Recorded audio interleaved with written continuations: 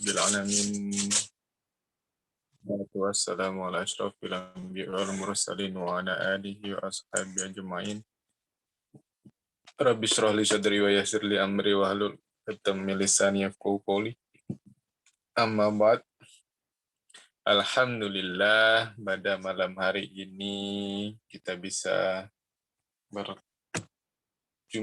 bertatap muka kembali untuk melanjutkan mata kuliah perpajakan. Ini baru 18 orang. Emang sedikit ya yang ikut tadi mata kuliah sebelumnya? Tadi cuma 24, Pak. Cuma 24. Pada kemana? Nggak tahu, Pak. Ada malam mingguan ini. Oke, nggak apa-apa, kita akan mulai. Kemarin kita apa ya kemarin ya? Kemarin objek PPH.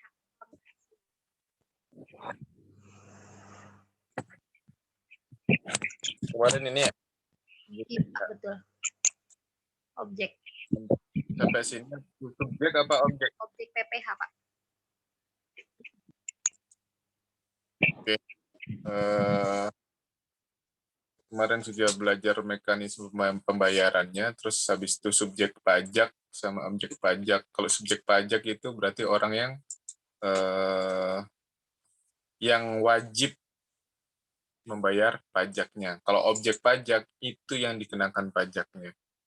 Jadi kalau subjek itu pelakunya, pelaku itu berarti itu orang pribadi, habis itu warisan yang belum terbagi itu wajib bayar pajak. Terus badan itu lembaga perusahaan atau organisasi, habis itu bentuk usaha tetap, ini yang biasanya perusahaan-perusahaan luar negeri yang mempunyai kantor cabang di di negara Indonesia. Nah, itu sebagai subjek pajak. Ya, bentuk usaha tetap BUT ini ya nggak jauh beda sama badan. Jadi dia sama-sama perusahaan, cuma kalau badan ini perusahaannya dia buka perusahaan di Indonesia, maksudnya dia statusnya itu ya perusahaan berdiri sendiri gitu kan. Jadi kalau misal di luar negeri itu sebagai induknya, tapi kalau bentuk usaha tetap ini cabang. Jadi perusahaannya ada di luar negeri, nah dia punya cabang di Indonesia. Jadi kalau bedanya kalau badan itu ada induk perusahaan sama anak perusahaan, tapi kalau bentuk usaha tetap ini lebih kepada cabang. Oke, selanjutnya adalah objek pajak, objek PPH. Objeknya itu berarti objek PPH itu adalah penghasilan. Jadi seluruh penghasilan apa aja, entah itu penghasilan kerja, entah itu penghasilan hadiah, entah itu penghasilan pemberian, hibah, atau penghasilan warisan, itu semuanya kena pajak. Jadi objek pajak. Misalnya kalian dapat warisan dari orang tua kalian, nah itu kalian harus dari objek tersebut itu bisa dikenakan pajaknya. Kalau misalnya kalian beli pun, nah itu juga ada pajak. Tapi dia bukan pajak penghasilan, tapi pajak pembelian. Kalau PPH, dia fokusnya ke penghasilan. Sini artinya adalah penghasilan, yaitu setiap tambahan kemampuan ekonomis yang diterima oleh wajib pajak. Jadi dia statusnya itu yang ada tambahan atau ada penerimaan yang diterima oleh wajib pajak tersebut. Entah itu wajib pajak pribadi, entah itu wajib pajak perusahaan, entah itu wajib pajak yang tadi yang sifatnya BUT, Badan Umum Tetap tadi. Itu PPH. Selanjutnya adalah yang termasuk dalam pengertian penghasilan. Nah, penggantian atau imbalan berkenaan dengan pekerjaan atau jasa yang diterima atau diperoleh seperti seperti gaji, upah, honorium, komisi, bonus, gratifikasi, uang pensiun, atau imbalan dalam bentuk lainnya kecuali ditentukan lain oleh undang-undang. Nah, di sini kayak gaji itu sudah pasti. Upah itu juga udah pasti ya, ibarat upah honorarium itu kurang lebih sama. Cuma biasanya kalau gaji itu sifatnya udah bulanan, ya kan? Udah pasti kalau kayak kita karyawan, nah itu apa namanya? Itu namanya gaji. Nah, kalau upah ini biasanya yang kita terima itu kayak misalnya ada proyek-proyek tertentu itu upah. Kalau honorarium ini biasanya itu lebih kepada dia kayak misalnya mengisi suatu acara, nah itu kan ada honorarium. Jadi cuma beda apanya ya? Beda kegiatannya kali. Kalau upah itu lebih kepada dia ada proyek-proyek tertentu. Nah, kalau honorarium itu lebih kepada dia memberikan pelatihan-pelatihan atau memberikan seminar-seminar. Nah, kalau komisi,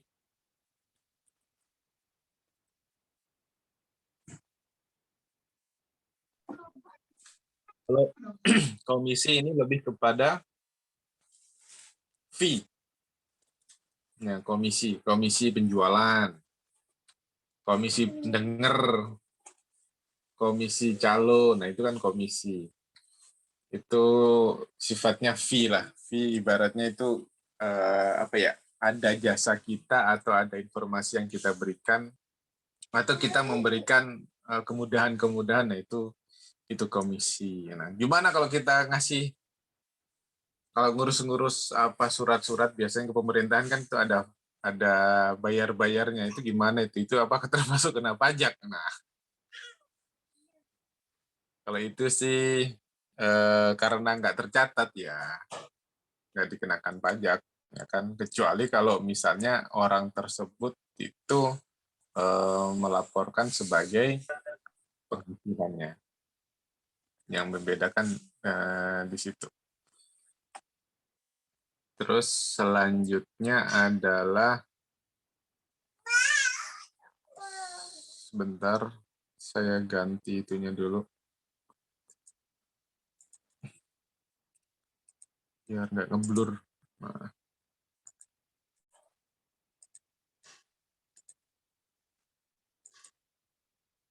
Nah, selanjutnya adalah bonus. Nah, bonus kalau misalnya kita mendapatkan kayak undian bonus. Bukan, kalau misalnya kita dapat target kita tercapai gitu.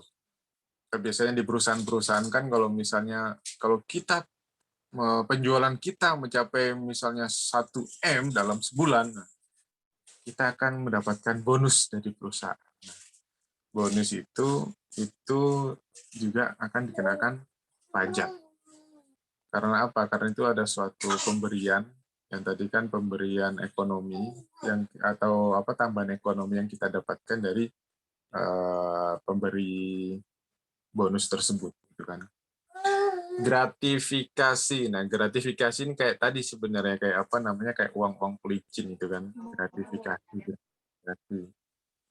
Jadi kalau gratifikasi itu tercatat gitu kan.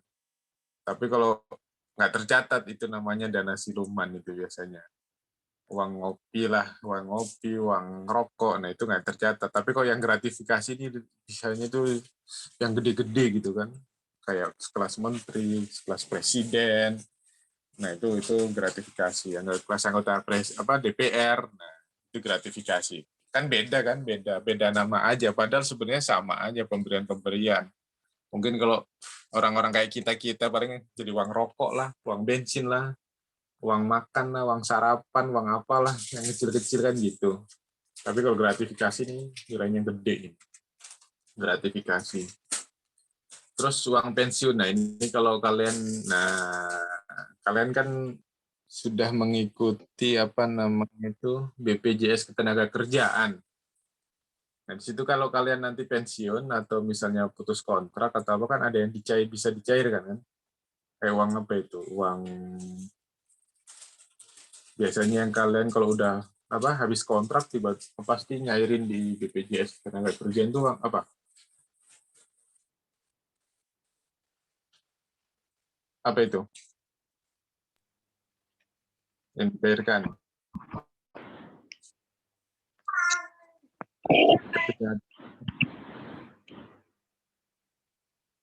Sostek bukan ya Pak? Tahu, saya nggak pernah nyairin masalahnya. Oh, jam sostek kalau nggak salah sih, kalau dulu namanya jam sostek. Biasanya kan kalau yang habis kontrak kan udah dicairin belum BPJS Ketenagakerjaannya kan pasti gitu. Nah itu nggak tahu itu bagian mananya yang dicairin gitu kan, apa jaminan hari tuanya atau jaminan apanya itu yang dicairin gitu. Kalau di BPJS Ketenagakerjaan kan ada jaminan kecelakaan, jaminan hari tua, habis itu pensiun ya kalau nggak salah. Nah itu kan ada semuanya tuh. Nah ketika putus habis kontrak itu kan banyak yang mencairkan, nggak tahu itu apa yang cairin. Nah, Itu itu kan juga kena tiap bulan dipotong Pak. apa? Iya, kalau yang dicairin itu Hah? kalau yang dicairin habis kontrak itu biasanya tiap bulan ada potongan gitu. Terus nanti bisa dicairin gitu Pak. Nah iya, maksudnya itu jaminan apa itu? Potongan itu bayar asuransi itu, asuransi BPJS Ketenagakerjaan. Apa lu nggak tahu saya namanya apa itu? Saya juga kurang nanya-nanya. Dia di asuransi apa? Gitu kan. Nah, itu juga kena kena pajak juga. Kalau kalian mungkin nggak ngeh gitu kan, yang penting cair gitu aja kan. Nah, padahal itu sudah dipotong apa pajak. Atau enggak pas kalau kalian misalnya jadi PNS atau orang tua kalian PNS, nah itu ada uang pensiun kan. Nah, uang pensiun itu pasti dipotong oleh pajak. Atau imbalan dalam bentuk lainnya kecuali ditentukan lain oleh undang-undang. Jadi seluruh imbalan-imbalan atau pemberian-pemberian itu pasti kena pajak. Nah, pasti kena pajak. Pokoknya itu dari lembaga-lembaga pasti kena pajak. Kayak misalnya uang jalan, uang dinas, uang perjalanan, itu juga kena pajak.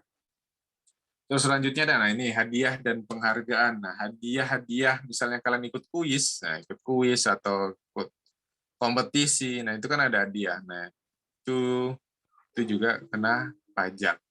Jadi hadiah, penghargaan itu juga kena pajak. Makanya kalau kalian misalnya lihat di TV itu kan ya misalnya yang bisa menjawab pertanyaan dengan benar akan mendapatkan hadiah 2 juta dipotong pajak. Nah, pasti kan seperti itu. Dapat hadiah 10 juta dipotong pajak. Atau dapat pasti dia bilangnya di belakangnya dipotong pajak. Biar apa? Biar nanti kalau dia diterima kok nggak 2 juta, kok nggak 5 juta, nggak 10 juta bulat. Oh, ternyata itu dipotong pajak. Seperti itu. Nah, selanjutnya laba usaha. Nah, ini laba usaha lebih ke tadi PPh badan tadi. Jadi suatu perusahaan yang sudah mendapatkan keuntungan gitu kan, keuntungan bersih laba usaha tersebut, nah itu ya baru kena pajak. Kalau misalnya rugi gimana perusahaannya? Nah, kalau misalnya perusahaan itu rugi ya berarti nggak kena pajak. Seperti itu. Jadi dia khusus untuk perusahaan yang untung. Nah, perusahaan itu kan membayar kemarin itu SPT massa kan. Nah, SPT massa itu kayak membayar angsuran terus setiap bulan. Nah, gimana kalau misalnya sudah membayar angsuran tiap bulan, sedangkan perusahaan tersebut pas akhir tahun ternyata setelah dihitung bukan laba yang diterima malah kerugian. Nah, itu yang sudah dibayar itu bisa dikompensasikan untuk tahun yang akan datang. Ibaratnya deposit lah. Deposit terhadap negara. Jadi nanti kalau misalnya tahun ini rugi, berarti buat tahun depan. Kalau misalnya tahun depan juga rugi, buat tahun depannya lagi. Pokoknya kalau masih rugi terus ya sampai nanti itu sebagai tabungan ketika perusahaan itu untung. Selanjutnya adalah keuntungan karena penjualan atau karena pengalian harta, hibah, bantuan atau sumbangan. Nah, keuntungan karena penjualan atau karena pengalihan harta. Nah, ini dia ada pajaknya. Entah itu pajak apa namanya, hibah atau pajak penjualan. Nah biasanya kalau bantuan sumbangan ini biasanya apa namanya, nggak kena pajak ini biasanya kalau misalnya kita menerima bantuan. Kecuali kalau bantuan itu atau sumbangan itu dari pemerintah, pasti itu ada kena potong pajak. Tapi kalau dari individu-individu itu jarang dipotong pajak. Nah, ini dikecualikan biasanya. Kalau misalnya itu bantuan dari pemerintah, itu pasti dipotong pajak. Sumbangan-sumbangan dari pemerintah, dan biasanya kan dari pemerintah itu ada sumbangan buat masjid atau buat apa namanya, pembangunan sekolahan. Nah, itu biasanya itu kena pajak. Terus penerimaan kembali pembayaran pajak yang telah dibebankan sebagai biaya. Nah, jadi ya inilah yang hebatnya di apa namanya, mungkin butuh perubahan lagi, perbaikan lagi untuk perpajakan Indonesia gitu kan. Jadi penerimaan kembali pembayaran pajak yang telah dibebankan sebagai biaya. Nah, jadi tadi yang kalau misalnya perusahaan ini bayar nih, perusahaan ini sudah bayar duluan, kan dia ngangsur tiap bulan. Kalau uang yang sudah dibayar ke Dirjen Pajak itu ditarik lagi, itu ditarik lagi. Nah, itu uangnya itu diakui sebagai pendapatan perusahaan dan itu akan dikenakan pajak. Nah, kalau misalnya uang yang sudah kita bayarkan ke kas negara untuk pajak tersebut, misalnya tadi kita di perusahaan, ya kan, kita angsur misalnya 10 juta, 10 juta, 10 juta tiap bulan tuh kita angsur. Tiba-tiba pas akhir tahun itu, perusahaan kita itu rugi. Akhirnya kita mau mengambil nih uang yang sudah kita setorkan ke kas negara. Nah, itu yang kita ambil dari apa yang sudah kita bayarkan, itu nanti dikenakan pajak oleh negara. Nah, seperti itu. Jadi tadinya harusnya bisa buat bayar pajak, tapi karena perusahaan ini rugi, kita tarik uangnya, mungkin buat biaya operasional. Nah, uang tersebut yang kita tarik dari kas negara itulah yang dikenakan pajak. Jadi apa namanya, dana pajak yang dikenakan pajak lah istilahnya, seperti itu. Selanjutnya adalah bunga. Nah, bunga ini bunga bank, ya kan, bunga angsuran, bunga kredit. Nah, itu kan diakui sebagai pendapatan perusahaan kan. Nah, itu otomatis kena pajak juga.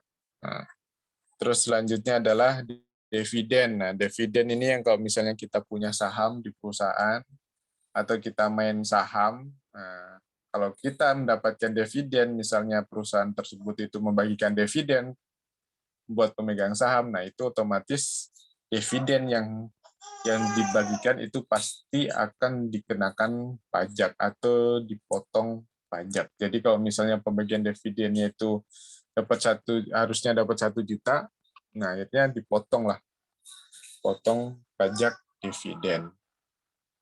Selanjutnya royalti. Nah, royalti ini lebih kepada apa namanya, kayak hak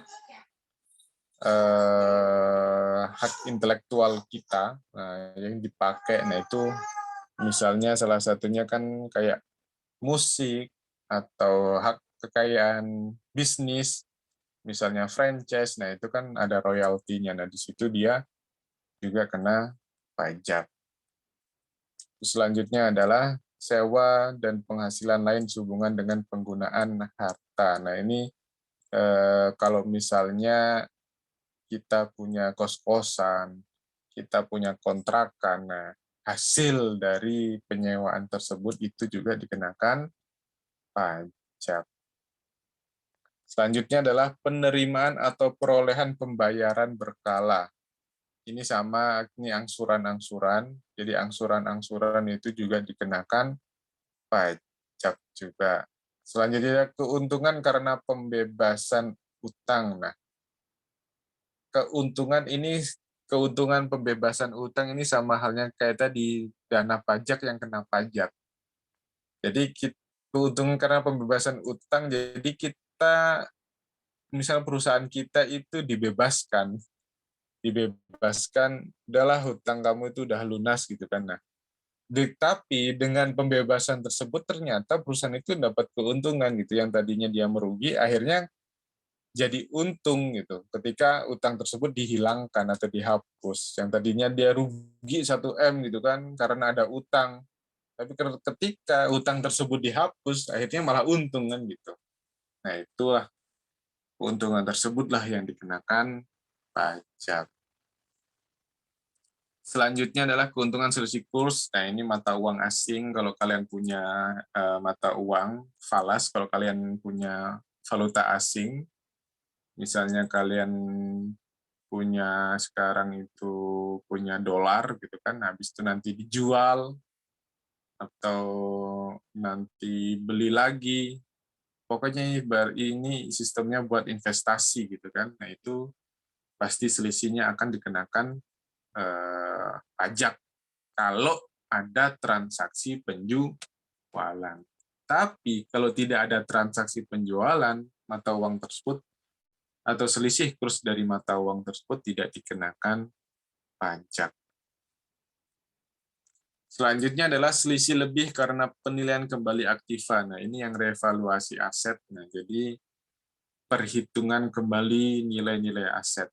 Mungkin pada tahun 90 dia beli tanah itu atau beli bangunan tersebut tuh harganya 100 juta, dan mungkin sekarang setelah dihitung pas tahun 2021 itu naik jadi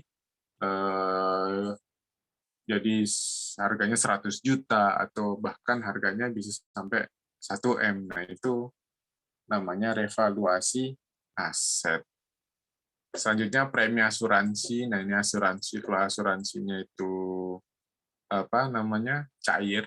Nah, kalau misalnya kalian ikutin asuransi misalnya selain BPJS, dia ada asuransi misalnya Takaful atau Prudensial atau Aksa Mandiri atau BCL Life atau apalagi itu. Dan asuransi-asuransi yang lain, kalau misalnya ada pencairan dari premi yang kita ajukan, itu nanti juga akan dikenakan pajak. Selanjutnya adalah iuran yang diterima dari berbagai perkumpulan dari anggotanya terdiri dari wajib pajak yang menjalankan usaha atau pekerjaan bebas. Ya, ini kalau misalnya kita bikin komunitas, habis itu ada iuran dari wajib pajak tersebut, itu juga dikenakan pajak. Selanjutnya adalah tambahan kekayaan neto yang berasal dari penghasilan yang belum dikenakan pajaknya. Jadi ini selain yang ini, tambahan-tambahan kekayaan. Jadi kalau misalnya ada penghasilan-penghasilan yang lain, kalau misalnya itu belum dipotong pajak, itu akan dikenakan pajak. Misalnya tiba-tiba kalian dapat arisan, ya kan? Ada biasanya kan kalau apalagi cewek-cewek itu biasanya kan ada arisan tuh. Mungkin arisan kelas, arisan perusahaan, atau arisan-arisan yang lain. Kalau misalnya itu dapat, itu nanti akan dikenakan pajak. Kalau misalnya itu arisan itu besar ya. Tapi kalau arisan cuma arisan internal aja, ya itu biasanya nggak dikenakan pajak gitu kan. Kalau itu nih, tapi kalau nilainya udah MM-an, udah sampai triliunan, nah itu pasti akan dikejar oleh pajak.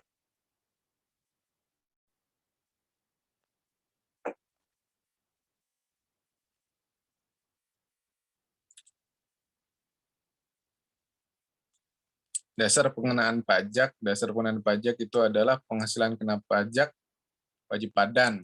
Nah, ini berarti penghasilan neto. Jadi ini termasuk laba usaha pajak. Jadi ini pendapatan secara keseluruhan dikurangi beban-beban operasional, dikurangi beban-beban gaji karyawan, dikurangi dengan beban-beban beban misalnya beban listrik, beban promosi, dan beban-beban lainnya, akhirnya akan mendapatkan hasil bersih. Nah, pendapatan bersih atau penghasilan bersih atau keuntungan bersih perusahaan tersebut. Nah, itu adalah penghasilan neto. Nah, itu yang dijadikan pengenaan pajak. Jadi wajib pajak dia kalau misalnya dia perusahaan, itu dia penghasilan bersihnya. Tapi kalau misalnya penghasilan kena pajak WP orang pribadi, nah kalau badan, kalau perusahaan itu nggak ada PTKP-nya.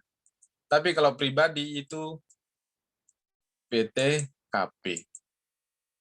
Ada PTKP itu penghasilan tidak kena pajak. Sebesar berapa? Sebesar 4.500.000. Jadi penghasilan neto itu dikurangi PTKP. Nah, sebenarnya penghasilan neto ini tuh yang dimaksud penghasilan neto itu sebenarnya sudah dikurangi sama asuransi-asuransi yang lainnya kan gitu. Asuransi misalnya kalian ada yang bayar asuransi, tapi kenyataannya kalau di perusahaan, karena mungkin orang perusahaan nggak tahu ya, misalnya Anjar atau Fatma atau Siti Lailatul Marwiyah ini kan ternyata dia itu ngikutin asuransi selain BPJS Ketenagakerjaan. Nah, perusahaan kan itu pasti nggak tahu kan, seperti itu. Jadi ya dianggap secara umum yang dikeluarkan perusahaan aja. Nah, tapi ternyata Anjar ngikut asuransi selain BPJS Ketenagakerjaan. Misalnya tadi kayak Prudensial atau atau Takaful atau BCA Life dan atau asuransi-asuransi yang lainnya. Nah, itu harusnya dikurangi dulu gitu kan. Harusnya dikurangi dulu, tapi ini nggak berlaku kalau di karyawan. Pokoknya perusahaan itu nggak tahu, kecuali kalau asuransi tersebut ada kerjasama sama perusahaan, pasti perusahaan tahu. Tapi karena ini nggak ada kerjasama dengan perusahaan, jadi ya mungkin kebutuhan pribadi gitu kan. Jadi perusahaan nggak tahu. Jadi ya yang didapat itu langsung dikurangi PTKP, ya udah tinggal dikali 5% atau 10% atau berapa persen, nah, terserah tergantung penghasilannya nanti.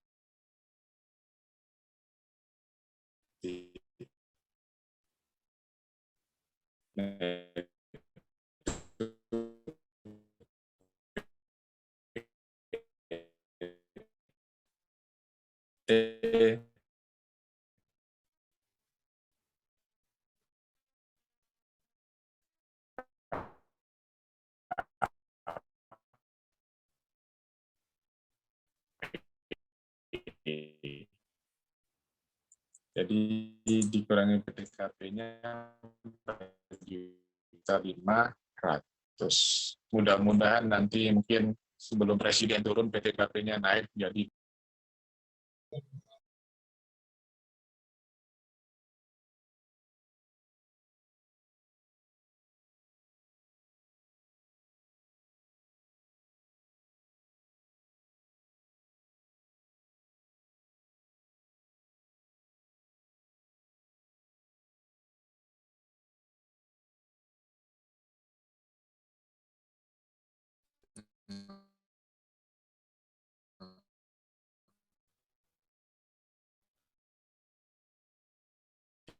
Oke, selanjutnya, nah contoh penghitungannya.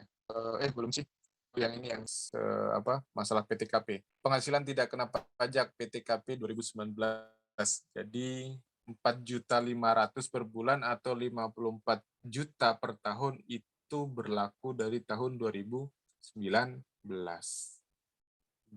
Yang sebelumnya itu cuma 2.700.000 misalnya per bulan. Nah, habis itu naik pas zamannya Pak Jokowi itu naik 2 kali, naik 3,5 habis itu jadi 4,5 terakhir ini.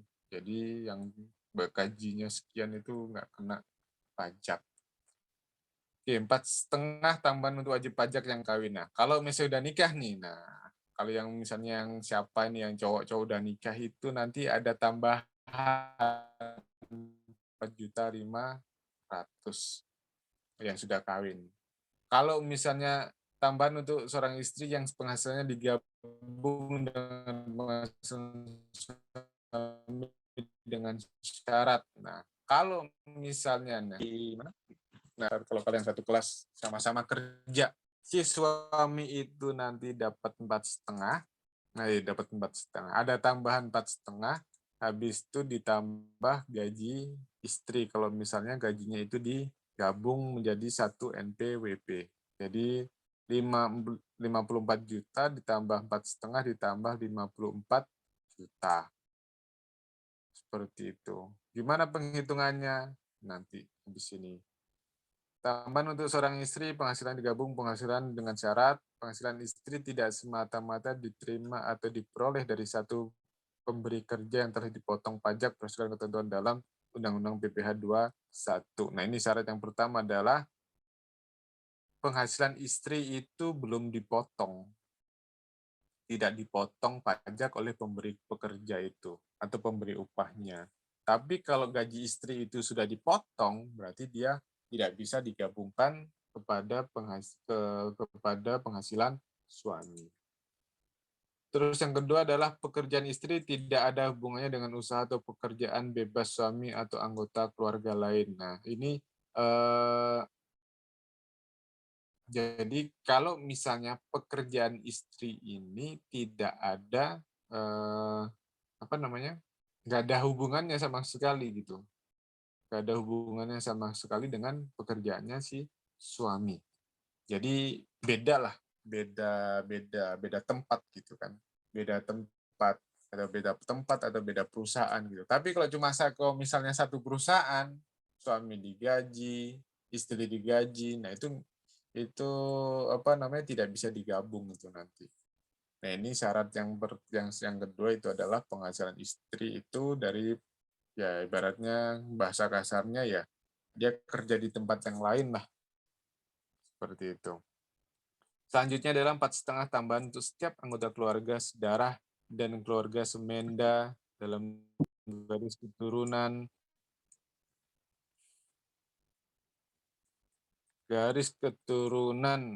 lurus 1 derajat serta anak angkat yang menjadi tanggungan sepenuhnya maksimal 3 orang. Nah, jadi kalau misalnya si suami ini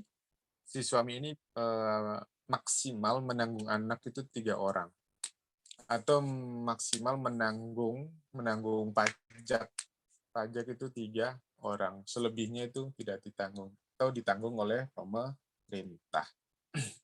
Seperti itu. Keluarga sedarah, keluarga semenda, dan keluarga sedarah itu ya masih satu darah gitu kan. Satu darah. Kalau semenda itu lebih kepada saudara sepupu. Masih kalau saudara itu kan kayak ya sekeluarga aja, sekeluarga. Tapi kalau yang semenda ini mungkin bisa beda bapak, beda ibu gitu kan, saudara tiri, nah itu bisa. Atau saudara sepupu. Pokoknya persaudaraannya itu silsilahnya di luar dari saudara kandung lah. Kalau masih ponakan kan masih dekat ponakan, tapi kalau udah sepupu kan udah agak lumayan jauh lah. Selanjutnya adalah anak angkat. Nah, kalau kalian misalnya punya anak angkat itu bisa ditanggung pajaknya. Oke, ada pertanyaan?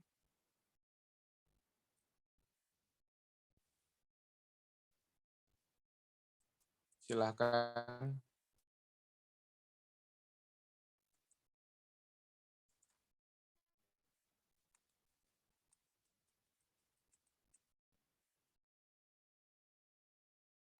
Halo. Ibu enggak, Pak? Hah? Ibu angkat ditanggung enggak? Bapak tiri. Ibu angkat. Banyak ibunya. Kalau ibu tiri.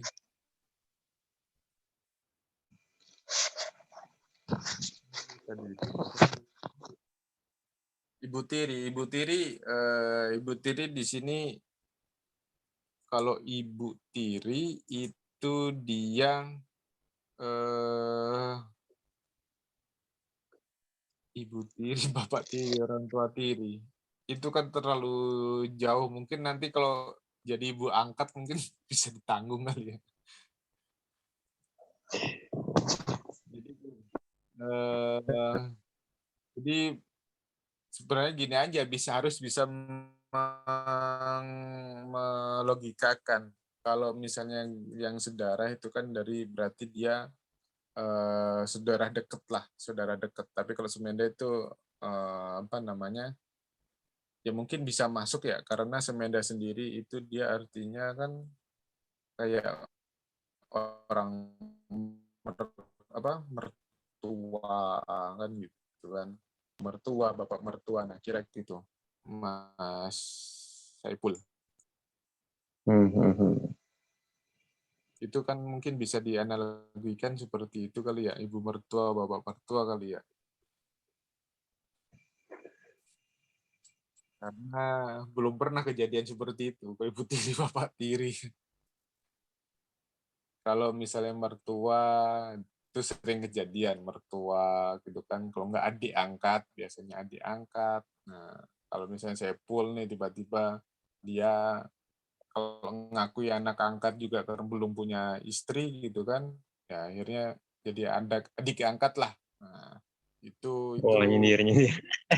Nah, kenapa, Pul? Enggak, Pak. Ya, emang begitulah. Ya kalau kamu bilang ini anak angkat saya tapi kamu belum nikah kan orang nggak percaya kan gitu. Masa iya belum nikah tapi punya anak angkat, gimana ceritanya kan gitu. Tapi kalau misalnya dia itu, oh ini adik angkat, pasti percaya lah. Tuh.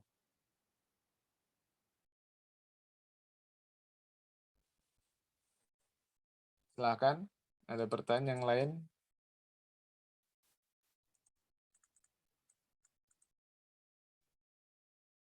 Nah ini saya kasih sekilas nih. Tarif pajak PPH ini masih apa namanya, lapisan penghasilan. Ini lapisan penghasilan itu kayak apa? Kalau misalnya kayak progresifnya lah, progresif di PPH.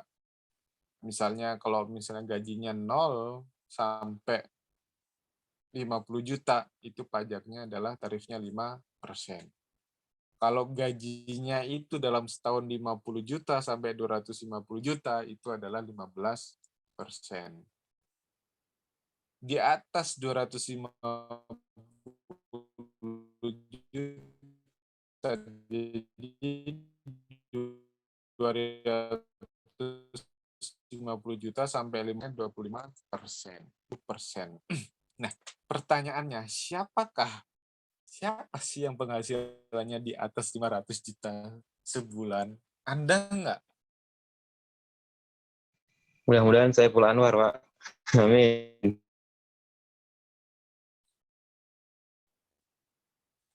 Penghasilan loh, Pul. Bukan apa ya, bukan keuntungan ya, bukan omset dari usaha lo ya. Ini penghasilan loh, gaji loh, Pul.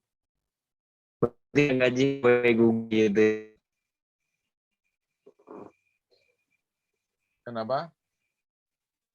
Kayak gaji pegawai pemain bola yang kelas internasional. Itu kalau di luar negeri, Pul. Kalau di Indonesia nggak nyampe, Pul. Ratusan juta nggak nyampe.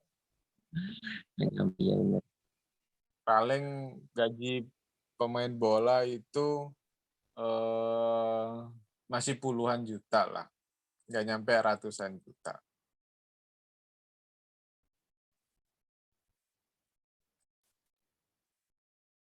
Gitu kan. Kalau kamu bilang insya Allah Saipul, ya mungkin itu bukan penghasilan gaji bulanan kamu, Pul, tapi mungkin omset usaha kamu itu baru masuk akal. Dan kalau kamu punya perusahaan, Nggak mungkin kamu nanti itu ditulis di situ gaji, gitu kan, direksi, misalnya direktur itu 100 juta itu nggak mungkin itu. Paling 50 juta lah itu maksimal itu gaji itu sebulan.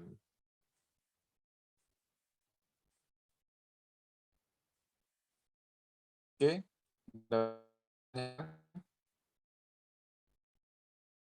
Terus tarif dividen nih, tarif dividen, pajak dividen 10%, tidak mempunyai NPWP itu 20%,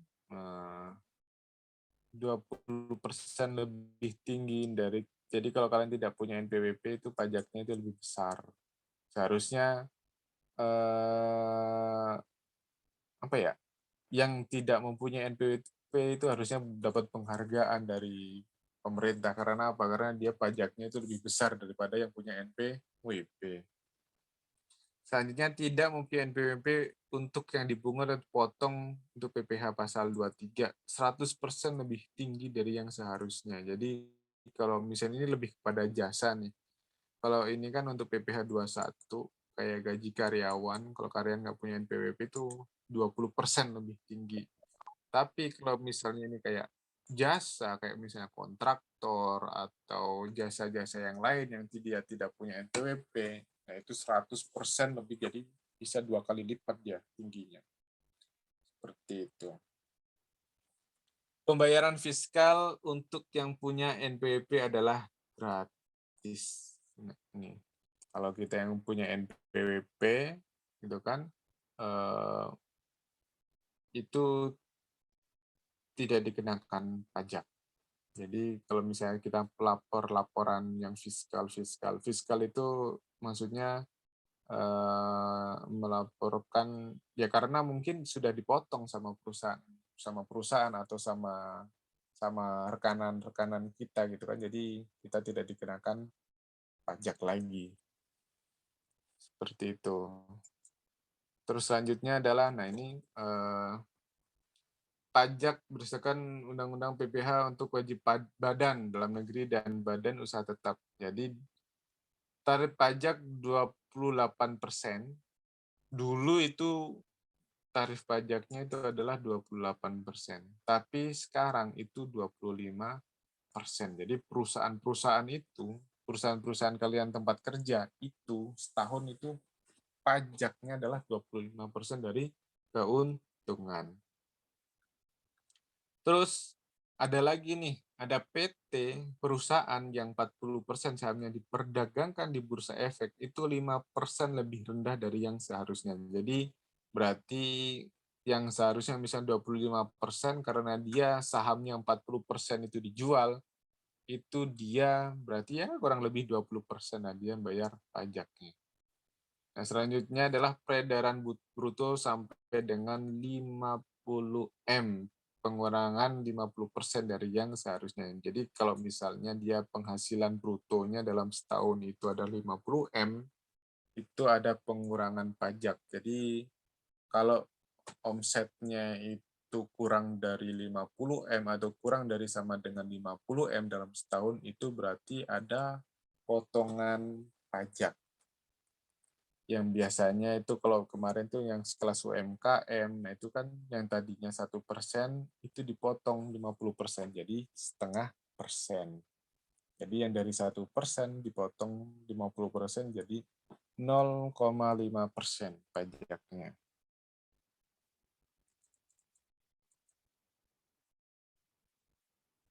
Nah, ini cara penghitungan pajak. Pajak penghasilan, wajib badan, penghasilan kena pajak, kali tarif pasal 17.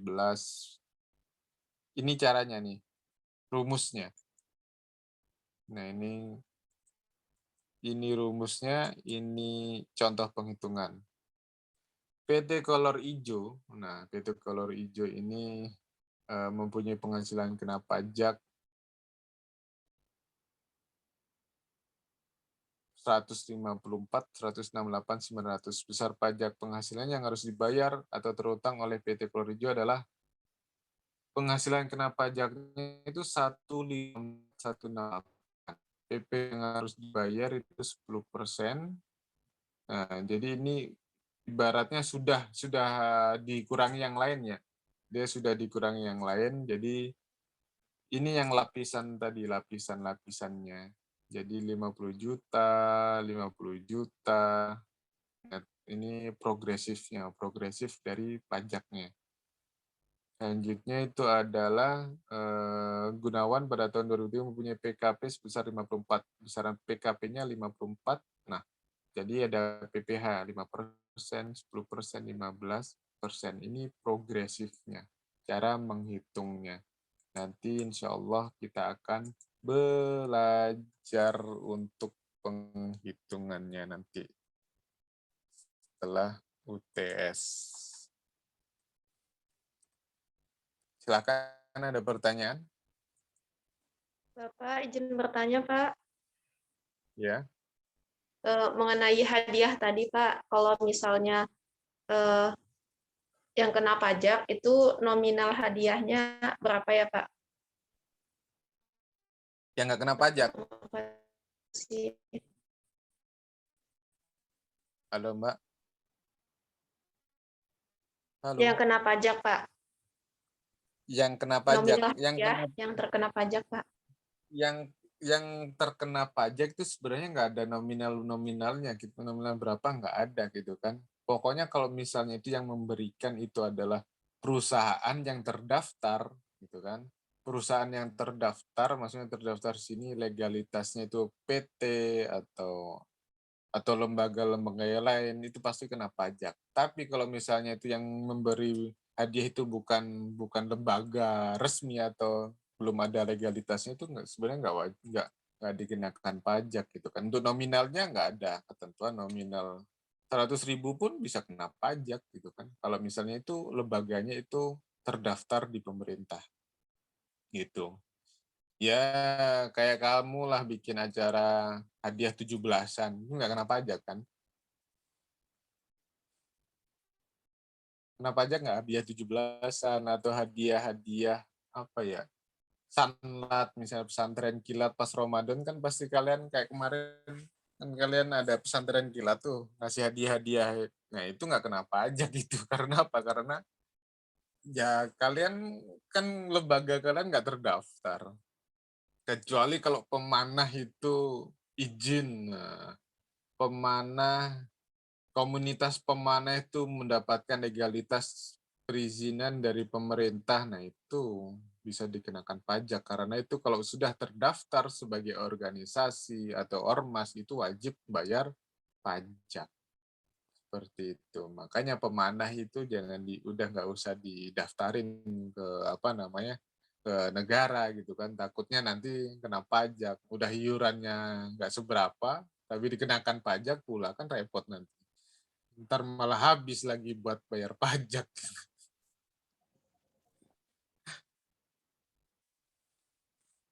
Gitu. Silahkan ada pertanyaan.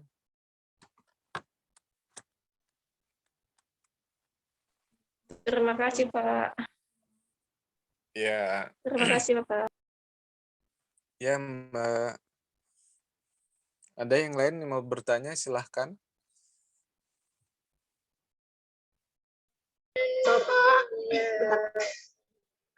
Bapak kalau tadi tentang ini Pak, dividen Pak.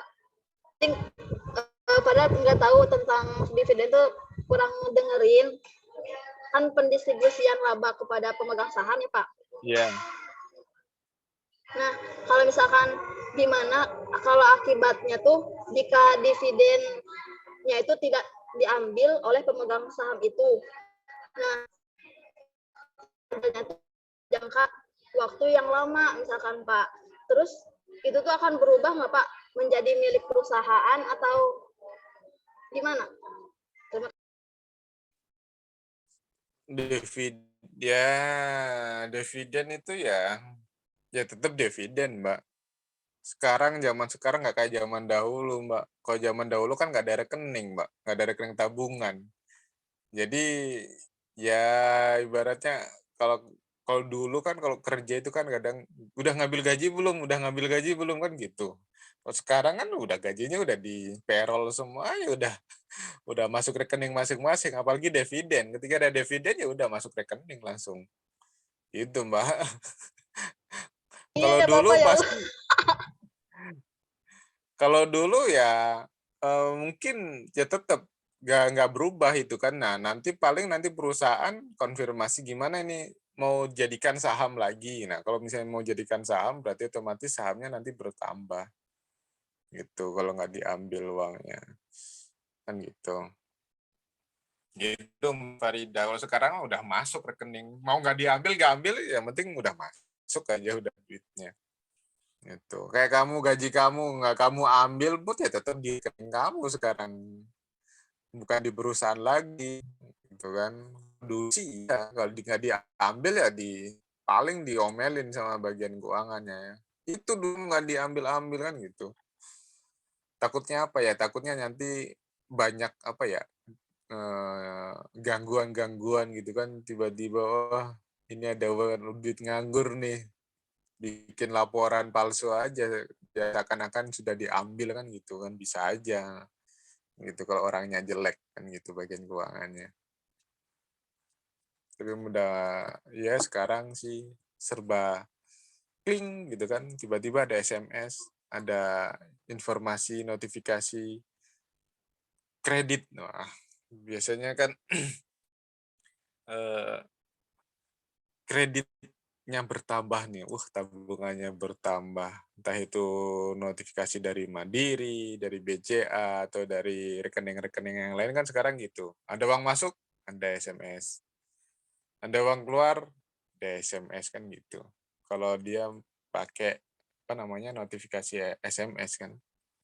Kalau email berarti nanti ada emailnya yang masuk. Itu ya Mbak Farida. Jadi meskipun diambil nggak diambil ya tetap sudah dipotong sama perusahaan. Gitu. Iya, Bapak, terima kasih. Ya, silakan ada pertanyaan yang lain.